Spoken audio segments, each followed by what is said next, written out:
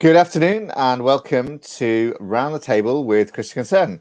It's great to see you, whether you're watching on YouTube or Facebook. Do give us a like, do say hello, and we look forward to your questions and points and comments and responding to those as we discuss today's topic about Christian education. Education is really a hot topic at the moment, and it's great to sort of delve into it a bit today. And our special guest today is Hayley Bowen, who is co-founding a new Christian school at the moment. Hayley, great to see you. Thank you for joining us today, and look forward to hearing your story.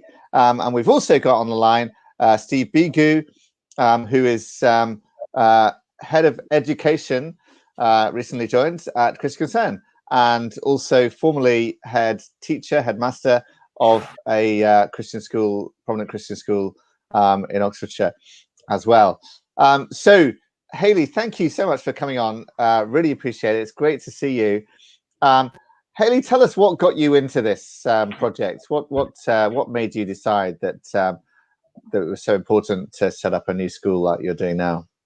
Okay, great. Okay, thanks for inviting us on as well, Tim.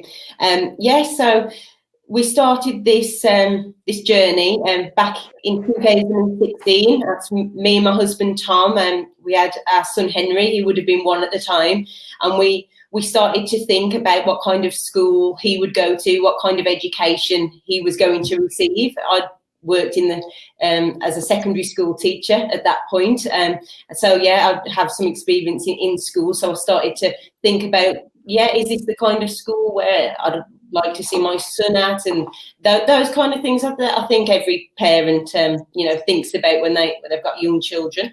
And we started to really think and pray about it, and it was something that just seemed to always be at the forefront of our minds. We went to a great conference, a Christian Concern conference, actually back in 2016, and it was all about speaking up for the gospel in public life, and that was really on mine and Tom's hearts, not just to be hearers of the word, but to do something as well, and also to react to when we pray for things, if we feel like those prayers are being answered, to actually act on God's instruction with the things that we pray for. And we got introduced to Dr. Joseph Boot and his wife, and it was the first we'd heard at that point of classical Christian school. So that's the kind of school that we are trying to start, Tim.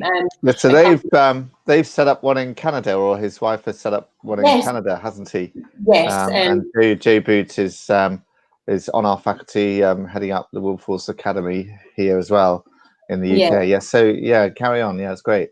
Yeah, so that was the first we'd heard of this kind of education being reintroduced, really, and we were blown away with it. We went home and looked into it, and it was something that never left us. I have to be totally honest. I don't think anyone starts a school or looks into starting a school, you don't take it lightly, and it's something. You may have some listeners out there who are also thinking about doing something similar, and it's not easy by any means, and it's we spent a lot of time avoiding doing it, if I'm completely honest, because I just knew the amount of work that would be involved, but we kept praying about it, and it kept coming back and back and back that it's something that we had to do. So this was I felt more out of necessity than actually wanting to do it, we found this kind of learning, this classical style of learning, just seemed to tick all the boxes for us. It's the kind of education that we're having to give ourselves now as adults, but we wish we had as children. So we're kind of 30 odd years behind what our students will be. We're playing catch up, really loving the type of study that you do. And tell us about that. Explain what is distinctive about a classical education. Is that what you call it? Classical education? Yeah, classical Christian education. So this form of education really has educated people for thousands of years. It was always the way of educating, really. It fell out of favour, about 150 or so years ago in our country. But yeah, it would have educated some of the greatest thinkers in history. If you're going like all the way back to like people like Plato, Aristotle, Shakespeare, then more recently Winston Churchill, would have received a form of what would be known as a classical education. So the idea is it roughly works with how you naturally develop anyway. So you do a grammar stage in the early years, which is where you're young and keen to learn. So you're like a sponge. So you do a lot of the information and the facts in those years. And then as children get a little bit older and they question, you do the logic stage of study, which is really healthy. And then as you get to the upper years of your secondary school, you do the rhetoric part. So that's all about really taking that knowledge you've learned in the earlier years, the questioning skills, and then articulating your views. But they're from a place that you've actually got the knowledge to actually have that valid viewpoint. It sounds like a secular system, the way you're describing it. Is that right? A secular system? Secular. Not necessarily, because what we do is we see it all through, obviously, the way you study is totally different to what you would do, really, because you study it all from, obviously, it's a Christian way of looking at it. So when we study maths and different subjects, we still do all your different subjects as you'd expect in a school. It's all, obviously, we look at it from an area to glorify God in all the subjects that we do. But yeah, we work in the natural way a child would develop, because they need to be at that level of maturity to work up to the next level. But we think that's so good for the young Christian students that we actually thrash out those questions that they may have going into adulthood about their faith and what they actually believe. But yeah, so we looked into that style, and we really loved it. So can I just ask you, because Angela on Facebook is asking this question, what curriculum do you use? Is there a particular curriculum that you're following and using? Yeah, we are following a curriculum by Memoria Press. That's the curriculum that we are using, and that's that takes you all the way from juniors to seniors. That curriculum, they supply a full curriculum. One of the things that is great about a classical Christian curriculum is you study the greatest men and women in Christian men and women throughout the ages, really. And what the idea is, you hold up these great men and women, and it's something to really inspire the children.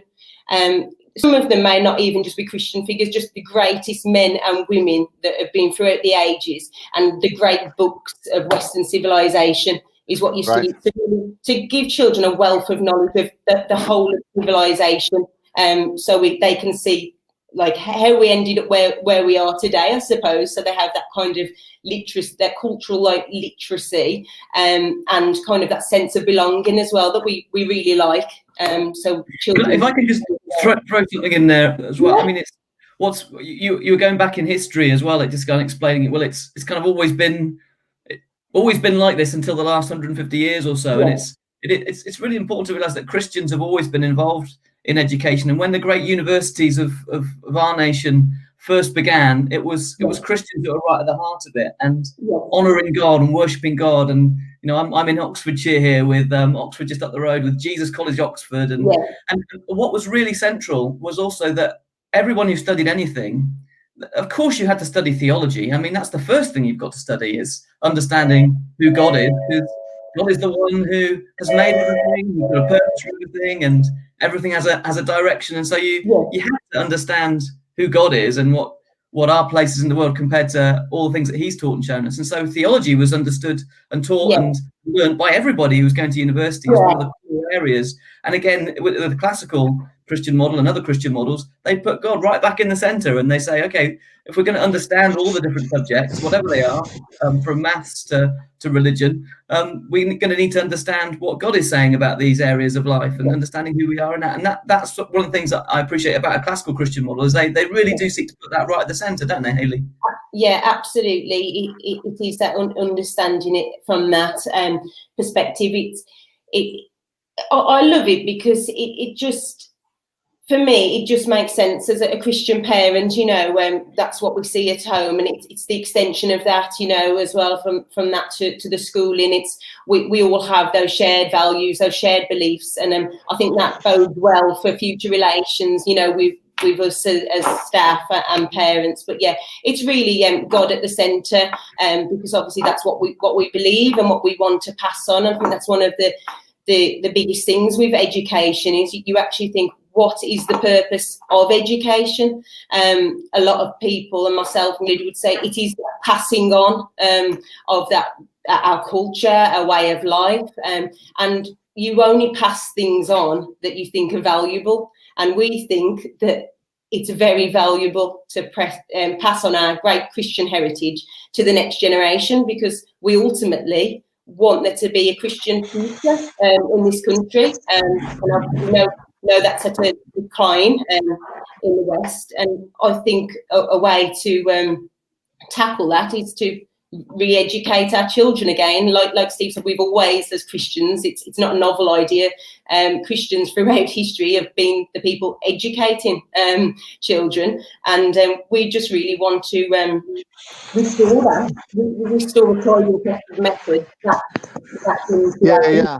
Yeah. So I'm just thinking, because it still is the case, isn't it, that is it a third of our schools are C of E schools in the country? It's a huge number, and that tells something about the heritage, although sadly they don't often cover things from a Christian perspective. But there's a question here from Janica Fraser, which leads into where you are now. She's asking on Facebook, where do you get your funding, Hayley? So you've only just started, but tell us about where you are, where you're at now on it, because with the school. We are going to be a completely independent school, so we don't receive government funding. We're not a state school, not funded by the state, so our funding will be through a student fees, so as many private schools operate, but with us we will rely as well on donations from the local community and perhaps church as well, because at the heart of what we're doing is trying to make this kind of education accessible to our local families. And a lot of our local families can't afford your typical private school fees. I think they average them out sometimes when you look at studies of the primary and secondary school average rates, but even in primary it used to be on average around £14,000 a year. So we're trying to do a quarter of that cost. So our fees actually come in at the lower end at £3,600 for the whole year. So it's a very affordable private schooling. But in order to offer that, Tim, we have to really be tight with our budgets. And I suppose when people work at our school, me included, we have to get stuck in and do a variety of work, because otherwise if we employed lots of people, the fees would go up to the parents. We're kind of a small school setup, and our building is big enough for around 100 students. So just to give you an idea of the scale. Our funding will come through people who really see the vision, see that it's that we need something like this in our country. They like the option for their children. So we'll rely really on people getting on board and seeing the vision that we've had. If I can I wonder if you want to talk about funding as well a bit. Absolutely. It's very much, when you say how does it work, it's not a trite thing to say, well, God provides. Because my story would be, having been principal of the King School over the last 8 years and chairman of governors of it even before that, was that you would see all sorts of interesting budget sheets at various points where didn't seem to be enough, and as you prayed and as you sought the Lord, you would find the Lord providing. And there's huge amounts of sacrifice from parents, from teachers working for lower salaries, from parents in giving their time and volunteering their time. And I know you, Hayley, you'll be giving so much of your time to the school, and it's not just, as any teacher will tell you, it's not just from 9 till 3 that you'll be working, and even more so when you're working in a Christian school, a small Christian school environment. And so, yeah, that funding, you're constantly in a place of prayer and dependency on God, but God is so interested in these kinds of schools. I mean, I've worked together with a whole group of schools around the country, right up north to down south, of a similar nature, where the fees are of that kind of affordable end of the scale, between maybe £3,000 and £6,000 a year, that kind of size. A lot of Christian schools give discounts to families as well. Is that right? That's like the right. First child, the second child is a lot cheaper or something like that. That's it, exactly right. And discounts to church members as well, if they volunteer and that kind of thing, perhaps, and things like that. Is that right? Yes, there's all sorts of flexible models that are out there to help people be able to come, because, or even a sort of to some degree means tested or means appropriate. That's it. Yeah, definitely like that. Yes. So there's a lot of flexibility you can have in this kind of thing. From what I've heard, but it does require sacrifice, and there's no way around it. That parents that do invest in being involved in these kind of small independent Christian schools, they're making a choice because God has spoken to them, and that requires sacrificial activities. Yeah, and I've got a question from Paul Brown here on YouTube. How does the pedagogy change in the Christian classical method? Does it prescribe how to teach or just what to teach? No, it's content is very much different. You know, if you compare the national curriculum and our curriculum, totally different things you will study. But also, yes, the way you study is different. So, for example, in classical Christian schools, because there's a lot of emphasis based on knowledge, we'll do things like, for example, in our schools, we'll do like recitations. So we're like the start of the day, there'll be that set period. So that will be set out in the type of education that we offer. So we do, recitations, whether that's times tables, the alphabet, all those kind of things. So that's an approach you see in not all classical schools, but some. But there will be that reliance on actually knowing things. And the thing I really like about what I've seen so far, because we've just started delivering it like on a smaller scale before the school's open, is the confidence it delivers. I'd say it's very different. You get children to stand up and actually recite like that, and on their own as well. So I think what you see in that style of education is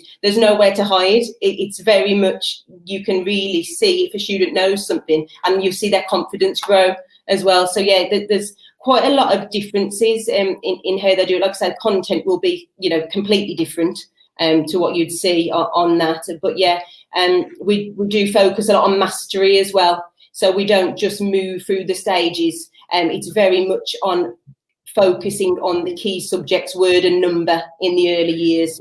We really focus on before we move on to other subjects. So there is that difference that we don't. And just what happens about qualifications? Because people worry about that. So do you end up doing GCSEs and A levels, or what will you end up doing? Yeah, we will do qualifications, like you said. I think some people think for some reason you, at a Christian school, you won't study like a wide range of subjects. We will study all the subjects you would expect.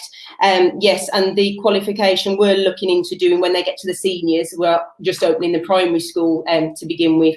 We're looking down the GCSE route is what we're favouring at the moment. So that will, that's like your most recognised qualification internationally, kind of anyway. So that will get you into any, your colleges and whatnot after, if that's people's concern. Mm-hmm. Yeah. So how many children have you got in your newly opened school now? Well, we're not actually a school yet. We're actually so we've got our school building, and we're about to put in our application. Well, later on this year. There's a lot to get ready to make sure it's a suitable school building and curriculum-wise. So we plan to open September 2021, and we're just doing it as like a home school group at the moment, to give our curriculum a bit of a trial run, so we can actually say we've tried it and this is why we like it. Yeah. So you're kind of group homeschooling at the moment, effectively. Yeah. Okay, yeah, great, yeah. Yeah, Well, we're hoping to open with around 20 students is the plan. We're going to start small anyway. okay, If so I can start with about 20. Yeah, go on. I just want to say, Hayley, what you're doing is extremely brave and courageous, and really, I understand the challenges and the battles and the prayer that goes into all of this. And what you're doing is really fantastic in really seeking to start a school in this kind of way. And Tim, I'm talking to all sorts of people at all sorts of stages of developing schools. Well, some have just been having some thoughts about, maybe we should be involved in starting some form of school. Some who are making proposals to their churches, making proposals to other parents around them, saying how about we do something. And Hayley's a few more steps ahead of that. Got a building now, and I'm just seeing God leading people in this again. It's like a fresh wave of interest. Because it's a very topical issue at the moment with the kinds of curriculum and things that are going into schools. All sorts of parents, school and teachers and churches are really thinking this through. And there are a variety of models that are out there. The Christian classical teaching model is a great one. And I've got good friends at the ACE schools that they do an ACE curriculum. Yeah. There are a lot of schools, Christian schools, that are independent, that use focus around the national curriculum and adapt things and change things even around that. Steve, we've got a question here from Timothy Oxnard, which you might like to comment on. Where can we find more information on what's being discussed here, curriculum, etc.? Where would you point people to, or Hayley, for information about the resources on this kind of stuff? I mean, the best thing is often to go directly to schools. You just kind of search the schools, Google the schools. I mean, the Christian Schools Trust, which I have a lot of involvement with. You can go to the Christian Schools Trust website and discover a map with schools all across the country where those different schools are. You can go on their websites. You can look at how they teach curriculum. That's the best way, just to go directly to the schools themselves. Really, that's what I would suggest.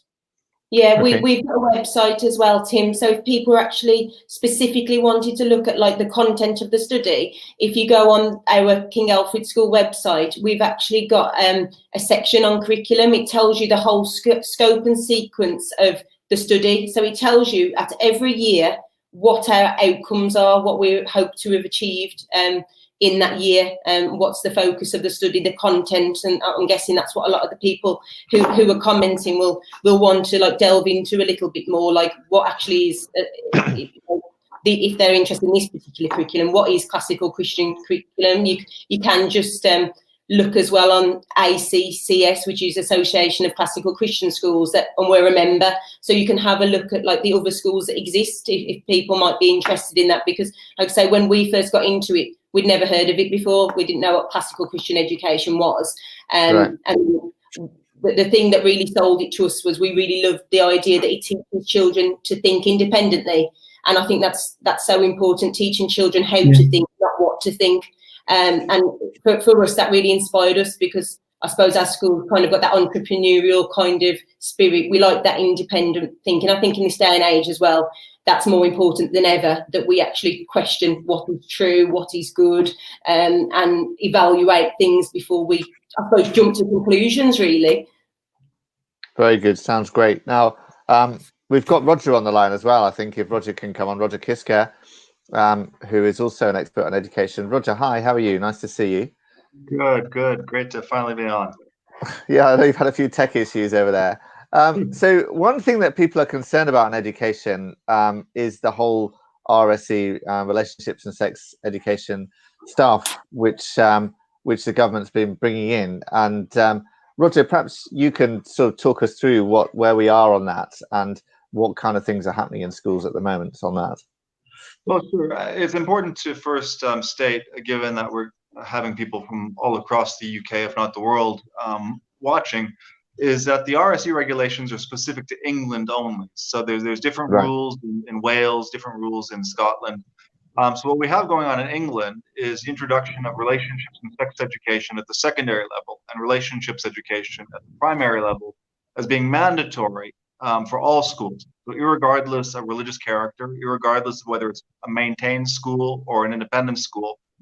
And they have to teach several statutory items, including building healthy relationships and the state of marriage, which the Department for Education is suggesting requires them at some point to bring up LGBT education. There's no right of opt-out from relationships education. So this has been a significant bone of contention for parents, particularly because A, they can't withdraw their children from education, which potentially might undermine the manner in which they want to raise them according to their Christian beliefs. And two, there is no real safeguard. The regulations state that the education must be age appropriate and must have due regard for the religious background of the pupils. But what we've seen across the country with those who have started early or those who have adopted PSHE, which had LGBT elements, is that there is no quality control. That schools almost have an unfettered discretion to indoctrinate at will. So the best example is what was happening in Birmingham with the Muslim schools. You had very young children, ages 5, 6, 7, in predominantly Muslim schools, learning about cross-dressing and how wonderful that was in the No Outsiders program. And rather than listening to the parents and their concerns, which, you know, probably were born out of faith, they clamped down on it. This must be taught. So the DFE has not been great when it has come to having the back of parents on this. So, so even Hayley School will have to teach this stuff. Is that right? You know, where maybe we should ask Steve this question.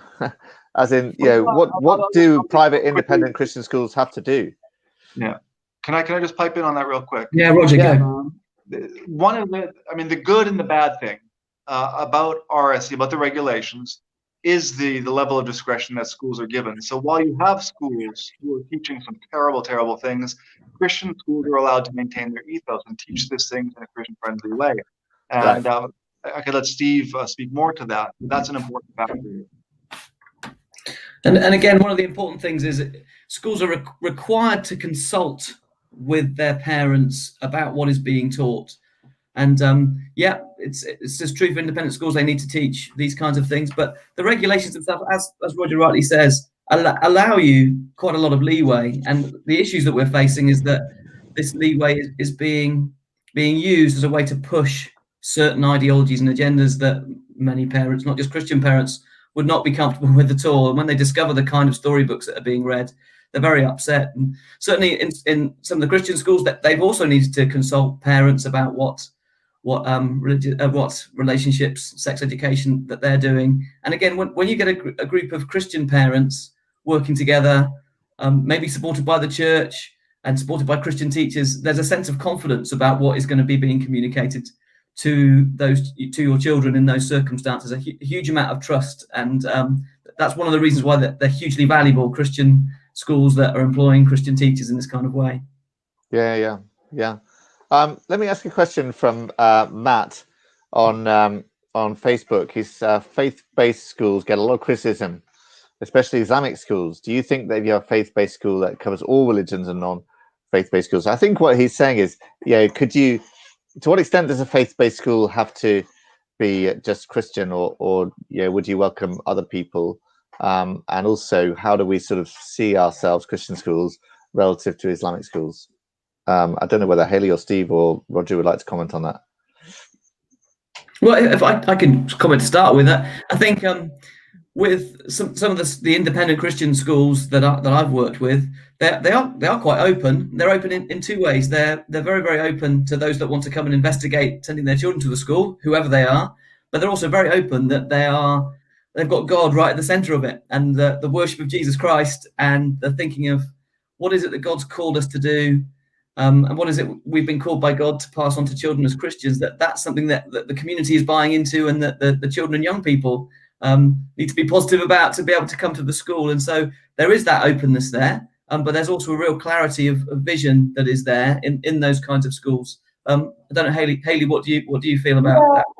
Really, just to echo what you've said, Steve. So for us, for example, we will be a Christian school with a distinctively Christian character. Our staffing team will be Christian, because we believe in order to talk about what our vision of restoring that, you have to be Christian to do that. But yes, in terms of our admissions policy, we do We do accept children from families from the Christian faith, but we see ourselves as a school that is there, that the children, the parents can send their children to our school to know that the values that they're taught at home are being reinforced by the teachers at the school. So we're working together on that. But we do welcome children who are non-Christian, but it is under the understanding that obviously this is who we are. We're very open in who we are. We believe in this Christian education. We think it's the right thing to do, and we also recognise we're an option. So it's for people who want that option, we're available to them. Yeah, so that's great. So what happens about inspection though? Paul Brown on YouTube is asking here: will the school be subject to Ofsted? But there are some other inspection agencies. Steve, I think you're familiar with this, aren't you? Well, yes. So independent schools can also be inspected by another organisation called the Independent Schools Inspectorate. But many schools, independent schools as well as state schools, of course, are inspected also by Ofsted. So all the normal inspection procedures, all the checks against regulations are carried out against these kind of schools. Absolutely. Yeah. Okay. And is that a problem? Like, do they? There have been problems, haven't there, Roger, with inspections of Christian schools? There was one day when they went and inspected 10 schools and downgraded them all in one day, wasn't there? Something. Tell us about that, Roger. Yeah. I think that is an issue. Is that that we learned from Freedom of Information requests. It stemmed from complaints that were made by the secularist groups. So there was animus in the complaints. The complaints were vexatious. Nonetheless, Ofsted, who, you'd like to think we're acting in good faith, but it's hard to explain how, with almost no notice, they went into 10 schools and downgraded them all. Some of them having been inspected just a few years earlier and found to be outstanding. So what could have changed so drastically, other than the viewpoint of Ofsted about what's being taught in these schools? Now, these schools were teaching creation theory, and that seems to have rubbed Ofsted the wrong way. And so that shouldn't be the role of Ofsted. Ofsted, in fact, should be respecting the right of Christian ethos schools to maintain their ethos.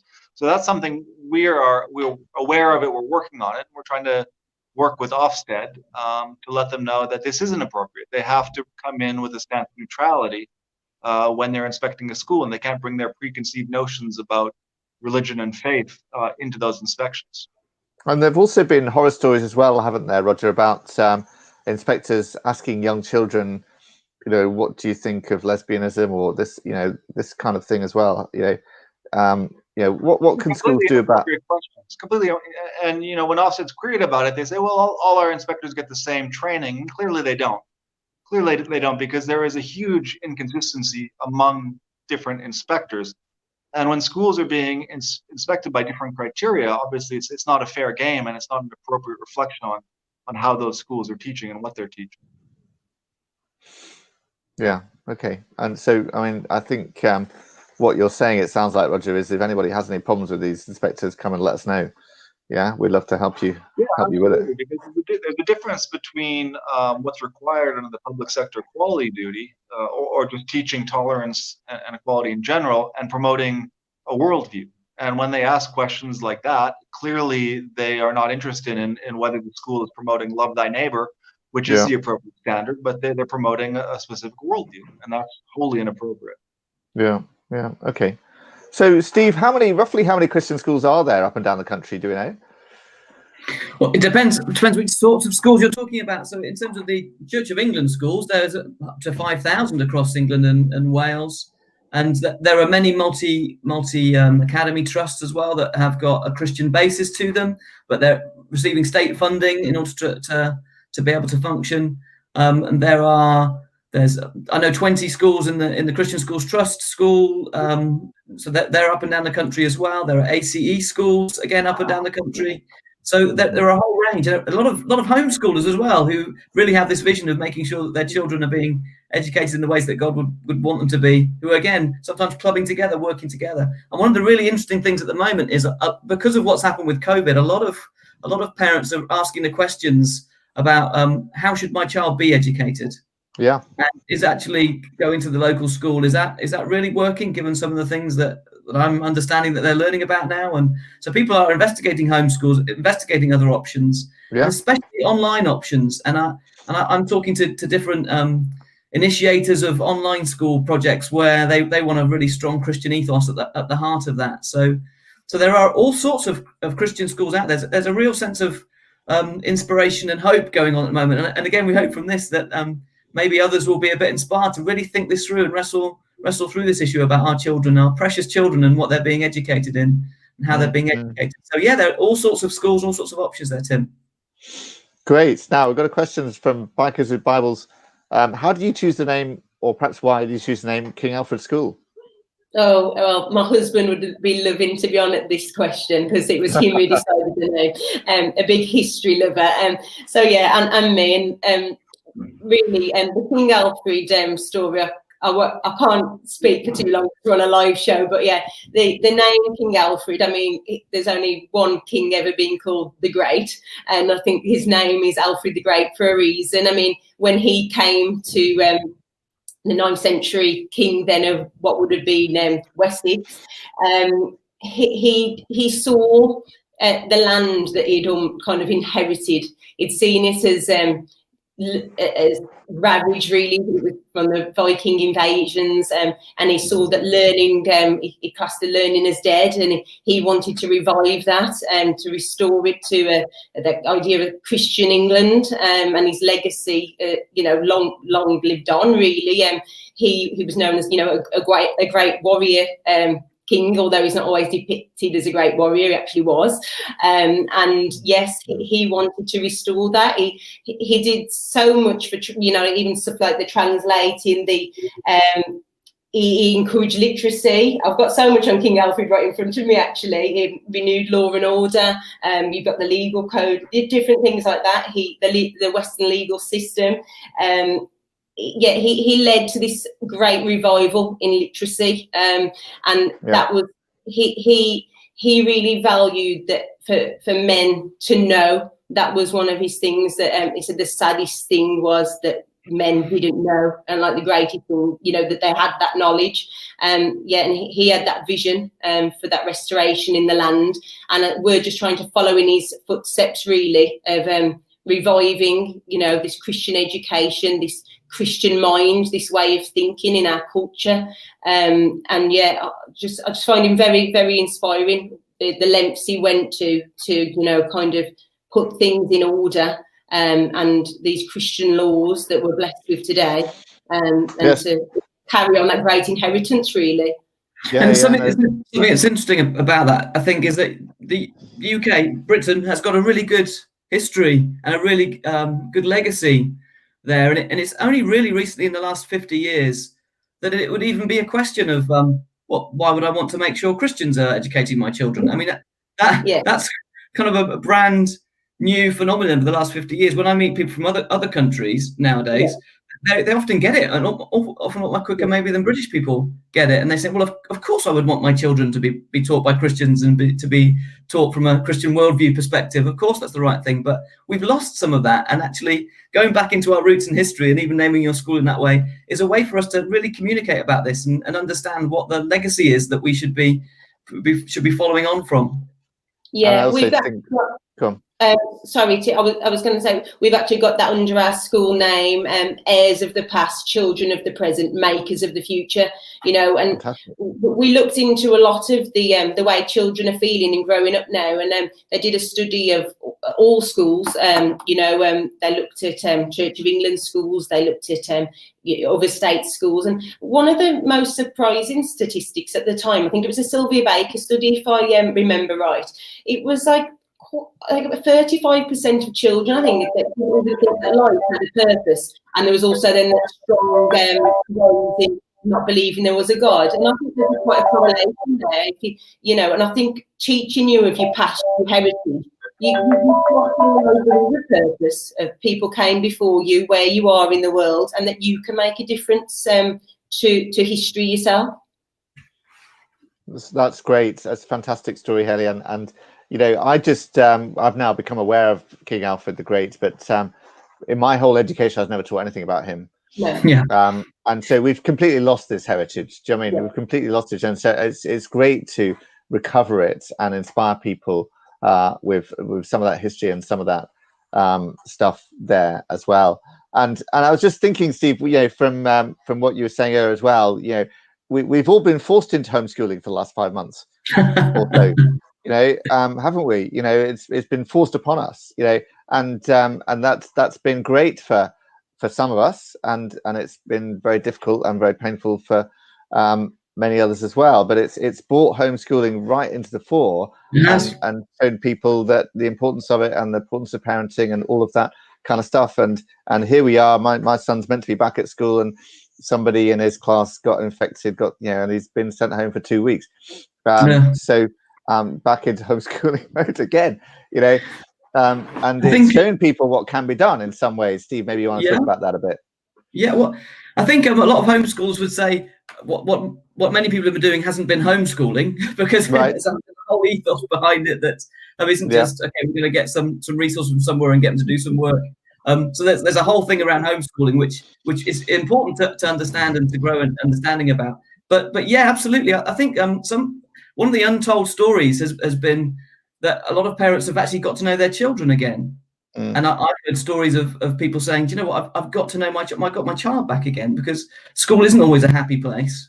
And yeah, for many, they need school, and they need to be in school, and they need to have the protection and the support and the childcare and all the things that schools give and offer. They definitely need that. But some parents have thought, actually, I'm quite enjoying this responsibility of training up my child. I'm actually quite good at this. I can be skilled at this. Now, of course, we've got all sorts of horror stories about trying to teach long division and struggling with that. And I think as much as any parent would struggle with that, I think lots would. There are specific skills that teachers have that are really, really helpful and valuable. But there's something of that relational communication from parent to child that is a God-given thing, which I think some parents have woken up to and seen the value of that, and seen the value of what it is to pass on your faith and pass on your knowledge, and that your children do pick that up from you. Parents are those who are primarily responsible under God for educating your children. You might delegate that to others at other times, but certainly in this period of time, I think a lot of parents have woken up to the importance of that, Tim. I think you're right. Yeah, great. Well, look, it's been really great chatting to you guys. Really great, inspirational story from Hayley. And we really want to pray for you and bless you in what you're doing, and look forward to hearing more about how it goes. And I hope this inspires many more people and churches to set up schools and see the importance of that and the opportunity to do that as well. Steve, did you want to sort of close with have the last word in terms of what you? Yeah, so I was praying about this kind of online experience we're going to have together, and I just felt that God wanted us to just recognize again the value of children and how precious every individual child is. And maybe where you're sat now, or on your phone, you've got a picture of your own child, or maybe there's a way you could just kind of think about a child that you know and how precious that they are, because the Lord says, let the little children come to me. And the kind of schools that we're talking about are places where the children are encouraged and invited regularly to come to sit at the feet of Jesus. And he values them so highly. We should value them so highly. And his message to us of train up a child in the way that it should go, and when it's old, it will not turn away from that. There's something so powerful in us taking our place in doing that. And to be frank, the Great Commission of training up disciples who will be taught the things of God, this has got to start in our homes, starting through our churches, with the tail off of young people at the moment in our churches.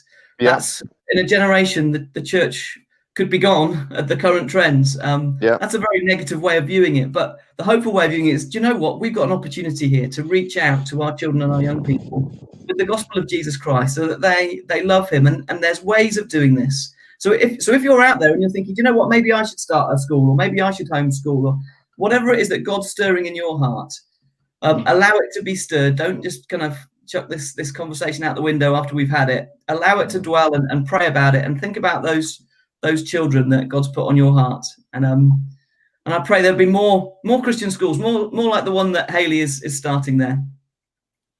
Great. Well, thank you for that. I hope you found that really inspiring and challenging. And certainly I've been inspired. It's been great to have you guys on. Thank you, Hayley. And thank you for watching and engaging with us. Do like us, share our posts, and follow us and sign up for our emails. And we'll look forward to connecting with you again like this next Friday as well. So great to see you. Thank you very much. Thank you.